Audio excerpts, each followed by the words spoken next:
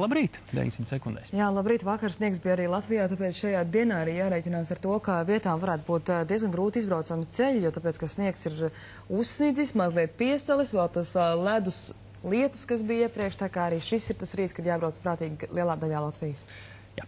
Saimā gaidāms asas diskusijas par veselības ministrijas iecerēto ārstniecības sasaisti ar nodokļu nomaksu. Un šo ieceru šodien vērtēs Saeimas sabiedrības veselības apakškomisijā. Būtiskus iebildumus pret to parlamentam nosūtījis Tiesības sarga birojas. Tiesības sargs vēstulē Saimai norādījis, ka jaunā kārtība 100 000 iedzīvotāji neļaus saņemt veselības aprūpas pakalpojumus, turklāt tā ir krietni dārgākas uzturēšanas izmaksas nekā šobrīd esošajai kārtībai. Tikmēr būtisku ieguvumu ne nodokļu maksātājiem, ne valsts apdrošinātām personām no jaunās kārtības nebūs. Iebildumi pret jauno kārtību ir arī nevalstiskajām organizācijām. Šodien uz diskusiju Saimā aicināti Veselības ministrijas ārstu biedrības un ģimenes ārstu asociācijas pārstāvji. Lietuvas ekspertiem gatavs atzinums par Rīgas pils ugunsgrēka cēloņiem. Kādu par to uzzinās arī sabiedrība. Par šo un citiem tematiem šorīt sarunāsimies ar iekšlietu ministru Rihardu Kozlovski. Labrīt! Labrīt! Pagājušajā nedēļā izskanēja, ka Latvijā ieradīsies 2 Lietuvas ugunsgrēku izmeklēšanas centra eksperti, lai Latvijas policijas izmeklētājiem nodotu Rīgas pils ugunsgrēku izcelšanās iemeslu un arī vietas ekspertīžu rezultātus. Vai tas ir noticis? Jā, tas ir noticis, un, diemžēl, tas sakal bija ilgāk nekā mēs bijām cerējuši, ja tas bija saistīts sakal ar tulkošanas jautājumiem, tādēļ tas bija ievilcies, bet tas fakts ir noticis, un, protams, ka tie ir, kā arī eksperts bija norādījis, tie ir secinājumi. Jā. Tad eksperti nekad nenorāda personu, kas ir vainīga. Tas būs policijas uzdevums. Tagad, balstoties uz šīs ekspertīzes secinājumiem, attiecīgi kvalificēt un izvirzīt. Kādi ir galvenie secinājumi? Galvenie secinājumi, tātad es jums nevarēšu izpaust, kas bija Lietuvas kolēģi, bet tātad virkne ekspertīžu, kā mēs zinām, tika nozīmēts. Šī nav vienīgā, arī no attiecīgi no nekustamās īpašuma aģentūras puses. Tad Igaunijas ekspertu slēdziens ir tas, ka tas ir atklāta uguns ir bijusi, un kad ugunsgrēks ir izcēlies attiecīgi būvniekiem nodotajā pils daļā, proti būvniecībai nodotajā daļā. Savukārt par Lietuvas ekspertu, protams, secinājumiem un attiecīgi policijas kvalifikācijas tomēr nevarēšu šodien jums neko detalizētāk izstāstīt. Tas ir procesa virzītāja jautājums. Protams, tas ir jāprasa procesa virzītājiem. Ja te ir secinājuma apjoms un attiecīgi kvalifikācija, tas tagad ir policijas uzdevums. Un cik ilga būs šī izmeklēšana, kad policija būs gatava paziņot savus secinājumus par ugunsgrēka cēloņiem Rīgas pilī? Droši vien tas būs jautājums valsts policijai, jo tieši procesa virzītāji. Jūs esat iekšlietu ministrs, jūs varētu arī būt jautājis. Jā, redzat, es tāpat kā ģenerāla prokurors, protams, varu jautāt, bet es nevaru uzlikt pa pienākumu to paziņot rīt vai parīt. Jā. Protams, skaidrs, ka šie secinājumi un rezultāti tas tiek gaidīti, jā, bet, kā es teicu, šī aizkavēšanās notika tiešām ļoti apjomīgi tulkošanas darba rezultātā. Mēs tiešām gaidījām tos rezultātus jau pagājuši gadu decembra vidū. Diemžēl mēs esam saņēmuši tagad, bet mēs viņus esam saņēmuši. Līdz ar to tas ir jautājums tieši procesa virzītājiem, kādā konkrētā laika brīdī viņš varēs viņus apstrādāt. Jūs kā ministra viedoklis, vai šī izmeklēšana šobrīd nav ielgusi jau? Viņa ir ielgusi, bet, kā mēs zinām, tomēr, ko nozīmē ugunsgrēks. Ja? Tad arī, man liekas, Lietuvas eksperts, ja mēs pārslēdzam uz viņu, arī teica, ka bija jāveic ļoti apjomīgs darbs, bija jāveic attiecīgi ar izņemtiem priekšmetiem ļoti sarežģīti eksperimenti ugunsgrēka centrā Lietuvā. Un šajā gadījumā, protams, kad vēl virkni citu faktoru no tā izrietēs, attiecīgi uzrādot konkrētai personai statusu, vai tas būs aizdomāt turamās personas status. Reāli arī, protams, ka pamatā attiecībā uz pili būs jautājumi, kas saistīti ar zaudējumu atlīdzību. Un tie ir mērām miljonos. Un skaidrs, ka šajā gadījumā rezultāts būs, bet es jums, protams, nenosaušu konkrētu datumu šodien. Cik izšķiroši un vai būtību mainoši vai nemainoši ir šie Lietuvas ekspertīžu rezultāti? Redzat, tas ir procesa virzītāja jautājums, kuru ekspertu viedokli viņš pieņems un pēc kura viņš balstīs savu tālāko, attiecīgi arī prokurors apsūdzības izvirzīšanu. Varbūt 20 eksperti, bet procesa virzītāja kompetence un tiesības ir izvēlēties tieši to, ko viņš uzskatīs par vajadzīgu. Par Zolitūzas traģēdijas izmeklēšanu, kāda šobrīd ir jaunākā informācija un situācija? Jaunākā informācija un situācija, protams, ir tāda, ka policija tiešām ļoti intensīvi strādā. Arī mēs kopā, es kā iekšlietu ministrs, arī mums ir regulāri reizi nedēļā ar valsts policijas vadības sanāksmi. Tas, kas ir no valdības puses, joprojām mēs esam arī, protams, arī politiski to deklarējuši, ka mums ir jāsniedz nepieciešamais atbalsts un arī izvirzīts arī, ka šīs valdības atvēlētajā laikā tiks arī pabeigta šī izmeklēšana. Mēs ceram, ka tas nebūs jāgaida, attiecīgi, protams, cik valdība nostrādās, tas arī jautājums.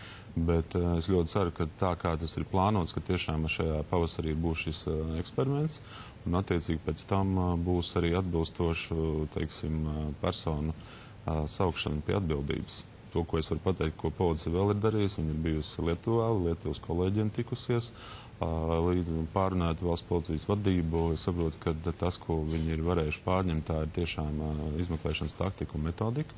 Ir vērojams, protams, atšķirības tieši likumdošanā, jo Polijā atbildība jau tiek paredzēta par to, ka ēka ir vienkārši sagrūs. Mums ir jāpierāda, ka viņi ir sagrūs būvnormatīvu pārkāpumu rezultātā, un tāpēc arī no tā izriet arī nepieciešamās ekspertīzes. Tad to prasa mūsu likumdošana.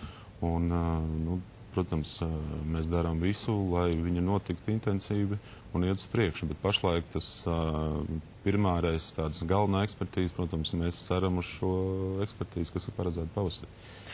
Veikala drupas šobrīd ir nostiprinātas un... Viņas tiek stiprinātas. Joprojām, jā? Jā, protams, es nevaru pateikt, kurā tieši stadijā atrodas šis būvnieka uzņemtās saistības, tad viņam tas ir jāizdara.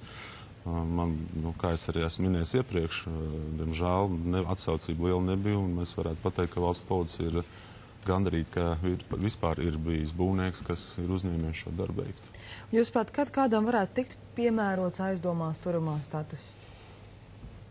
Es teiktu tā, tad ir ekspertīzes rezultāti, un līdz ar to arī būs skaidrs, kad ir sabrukuma rezultāts, ir kādas nolaidības vai neuzmanības rezultāts. Tad attiecīgi pēc šīs ekspertīzes būs iespēja pateikt, kura persona tad ir bijusi, vai tas ir bijis būvdarbu izpildītājs, vai tā ir bijusi attiecīgi projekta kļūda, bet es arī vairāk liecos uz to, ka tur būs vairāku faktoru sakritība, ka nebūs tā, ka būs tikai viens personas atbildība. Tas nozīmē neagrāk kā pavasarī, kā jūs teicāt, tās ekspertīzes? Es negribētu maldināt arī sabiedrību. Tagad nosaucot, kad tas būs rīt vai parīt, es varu balstīties tikai uz policijas sniegto informāciju, uz prokurors, jo to, ko es redzu, es pilnīgi noteikti varu apgalvot, ka notiek ļoti cieša izmeklēšana sadarbībā ar prokuratūru. Un šeit ir tas gadījums, ka nav jāmudina tiešām izmeklētāji rīkoties un strādāt. Vēl kāds gadījums, par ko tiek runāts arī šajās dienās, pagājušās brīvdienās Rēzeknē notika uzņēmēja slepkavība un nogalinātais ir kāds autotirgotājs, vai šobrīd jau ir zināmi notikušā iemesli, vai policija ir izvirzījusi versijas? Versijas ir divas, protams, joprojām tā ir privāta un uzņēmēja darbība. Skaidrs, ka attiecīgi vērtējot un arī jau presē un panorāmā ir izskanējuši detalizēti situācijas izklāsts varbūt. Līdz ar to, protams, varu apstiprināt arī, ka tas nav bijis nejaušs gadījums garām ejot. Tātad tas bija mērķtiecīgs uzbrukums, un svarīgi ir saprast, kāda ir bijuši motīvi. Vai tas ir bijis pasūtījums, vai tas ir bijis tieši šīs personas, kas izpildīja uzbrukumu, attiecīgi motīvi viņa personīgi. Bet tāds fakts ir, diemžēl, un tas gan gribētu nomierināt sabiedrību, kad joprojām tomēr sevišķi smagi noziegumi Latvijā samazinās, bet diemžēl viņi notiek. Par noklausīšanās skandālu lidostā. Sakot šobrīd līdz arī šai izmeklēšanai? Ja mēs pārunājam, protams, arī šo ar drošības policijas vadību, un šajā gadījumā es gribētu teikt, ka drošības policija, protams, izmeklēs to atbilstoši faktiskai situācijai. Es jums nenosaukšu atkal konkrētu termiņu, bet es gribētu arī apgalvot to, ka nav pamata tam, ka ir bijušas kaut kādas drošības policijas sankcionētas darbības šajā procesā, kas izskan. Tātad šajā gadījumā drošības policija izvērtēs konkrēti gan drošības dienestu vadītāji, gan arī varbūt citu lidostas amatpersonu atbildību. Jautājums ir, kādas personu lokas tur bija iesaistīts, un tas ir izmeklēšanas uzdevums noskaidrot. Tad šobrīd jūs nevarat apstiprināt informāciju par to, ka meklējot grēkās skandāla atrisinājumam par noklausīšanos lidostā tiek apspriesta drošības policijas priekšnieka Jāņa Reinika vietnieka Jura Leitieša nomaiņa. Nē, es domāju, ka tas nav pamatot. Tas bija jaunums man no mēdījiem, pārnot drošības policijas priekšnieku, arī viņš bija pārsteigts par to. Nekādas pašlaik izvirzītas pretenzijas vietniekam saistībā ar šo nav. Līdz Saeimas vēlēšanām nepilni 9 mēneši. Kas ir tie darbi, ko esat apņēmies jūs kā iekšlietu ministrs paveikt šajā laikā? Pirmais, droši vien izmantot izdevības, gribētu pateikt, ka ļoti, ļoti svarīgi ir valsts policijas attīstības koncepcija un atalgojuma koncepcija. Kāpēc? Tāpēc, kad fakti rāda to, ka, diemžēl, iekšlietas sistēma pašlaik plūst tos augļus, kas ir bijuši vairāk 20 gadu garumā. Es esmu bijis 2 jau reģionu atskaitēs, tagad ir sācies policijas atskaišu laiks par pagājušo gadu. Diemžēl Rīgas reģionā mēs pateikt ir diezgan jau katastrofāla situācija. Tātad, kāpēc? Tādēļ, ka pagājuši gadu ir atvaļinājušies no dienas 145 darbinieki un pieņemti ir 21. Tātad ir tāda funkcija, kas ir konvojs, kā mēs zinām, un patruļdienests.